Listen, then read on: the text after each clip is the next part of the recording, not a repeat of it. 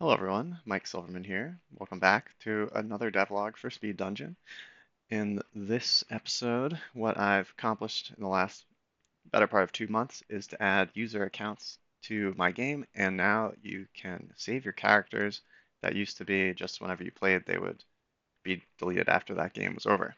So now there's this sense of progression, and my hope was that it would make people want to come back, keep playing, because they feel like they're working to build towards something. And if you've been following along with the other ones, you could see the start screen is a lot different. You can see your saved characters if you're logged in, and if you're logged out, which we could log out at the top here, then it'll prompt you to log in, and you can even sign in with Google. And I was pretty proud of myself because I learned how sign in with Google works, like down to the nitty-gritty details, and I didn't really use any of those libraries like Passport, which would help you streamline the process. I really learned how to do it. So that was took a few weeks, but it was really cool to see, learn more about authentication. And of course, you can sign in with a normal username and password. So that is similar to my old project Battle School, how that worked, but I upgraded a lot using best practices from a Google article and from this like web authentication security website called OWASP, which it just has like a lot of good advice about how to do that. In any case, yep. So the game is pretty much the same as it used to be, except for the new start screen and how you can log in, and everything like looks a little bit different here. And when you host a game, you can do race, which was the original mode. You can play race ranked, which will uh, whoever escapes the dungeon first, they get marked as their winner, as the winner for the game, and that will show up in your profile up here. So we'll go look at that in a sec. But the last thing is progression, which most people have been playing. And yesterday I had a really great time because my friends were playing it in the morning and I wasn't even online. I had showed it to a couple friends the day before and played it together with them. And usually that's how it goes when I play test this. It's like once every few months, my friends will like entertain me for a second to play my game for like an hour. But people were playing this like all day yesterday, so it was awesome. And they were going on the Discord, they were submitting bug reports and feature requests, and they were like coming in faster than I could reply to them. So it was pretty awesome. Yeah, and then that afternoon I hopped on. We played for 5 hours, progression mode. So progression mode, you create the game.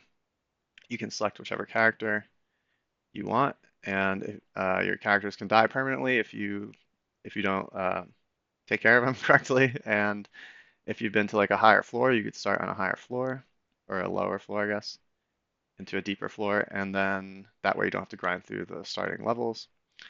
Then I guess I'll show you, but I mean, it's basically the same as it used to be. You come on in here, but if you've never seen the game before, let me just heal up myself real quick. Use auto injector. I don't not want to die on this guy. The low level guys can still kill you. Let's see. Yeah, they still do 1 damage to me. I have a lot of armor. This is my solo, a self-found rogue, so I didn't party with anyone on this, but it's pretty hard to get past like level 4 of the dungeon by yourself. Although my friend was who was helping me out testing a lot. He got pretty far. He's the highest rank right now, so there is also ranks. Wait, hold on. I need that. Okay. Yeah.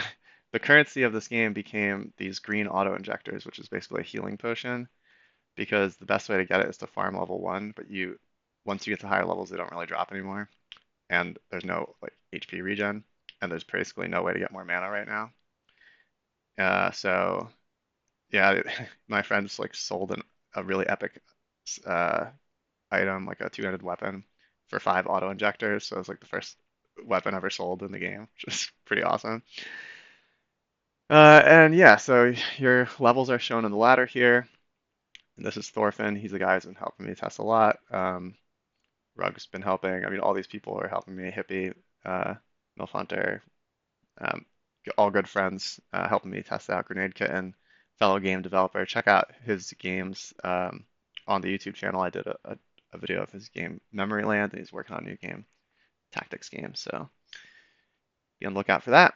Yeah, so why I chose to kind of create this aspect of the game first instead of working on other features like making the weapons show up when you equip them, or maybe adding more abilities or different type of monsters and stuff. Like it could be a lot of things that I want to work on, but I chose to do this first because I remember a long time ago I used to play this game called Apocalypse Online, which was an MMORPG set in like a post-apocalyptic nuclear wasteland.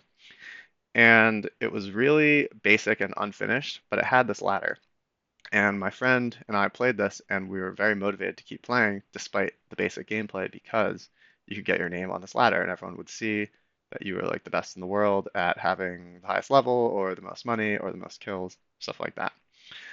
And then I also used to play Path of Exile, so that's another game where you get your name on like a world leaderboard, and I just found it to be very motivating. And yesterday, people were playing, so I think it worked. So I I wasn't sure if this was the right thing to build first or next, I guess, but it turned out to be a pretty good idea. So the last thing I guess was the yeah Thorfinn's online right now. He's been he's been logged in. Is your profile. So I can go to my profile and I could see these are my characters. I could see when my account was created. I could see my win percentage, which is 100% right now, but there's only ever been one. Oh, I guess there was this. Wait, I shouldn't have a win percentage of 100%. I should have 50% because I have a wipe here. So that's a bug, but there's a lot of bugs, and my friends are helping me find all kinds of bugs, and I wrote them all down. In the game history, you can see which parties were in the game and what level the characters were, and when if they died or if they won. So to win, you just have to get to level 4. As soon as you enter the fourth floor of the dungeon, you're declared the winner, and there's no limit on the number of parties that you could be racing against. So you could have a race with all your friends. Next thing I want to work on is show the weapons show up. That's not too bad. I've been working on it this morning and got a few weapons. So like right now, no matter what you wear, it just looks like you're holding two swords. But I think it would be really cool if you could get some visual indicator of, oh, you're holding this like certain type of weapon, and your friend will be like, oh, you sure you want to wear that? You're fighting a scavenger. He's weak against slashing. Put on your sword, right? Also, people just like to see what their character looks like. Through the game testing, I found some unexpected gameplay, which was the meta became there since they're all the physical damage monsters don't really damage you that much, even on higher levels once you have enough armor. It was these magical cubes that kept killing us, but they're resistant to all types of physical damage. And since there's not a lot of mana to go around right now, you couldn't really kill them with magic, which was my original intention. But there's these wands, and let me see if I can show it. So it's not this guy, but I was wearing two wands because they deal magical type of damage instead of melee blunt. It was like magical, and magical goes through the defense of the cubes, and they were the hardest guys who deal the most damage. So the meta became a warrior wearing two magical wands, which was not intended, but that's the way it goes in the alpha. So yeah, I don't know. It's pretty fun and excited about the game more than I was. I mean, I already like working on it, but it's been nose to the grindstone for over a year, and finally get some people excited about it was really cool. So just want to share with everybody who's been following along. And the next thing I'll probably work on is, like I said, showing the different weapons, and then we'll see where we go from there. But other than that, that has been this devlog for Speed Dungeon, and this has been Mike Silverman from the Snowden YouTube channel. Thanks for watching, and I'll catch you next time. Goodbye.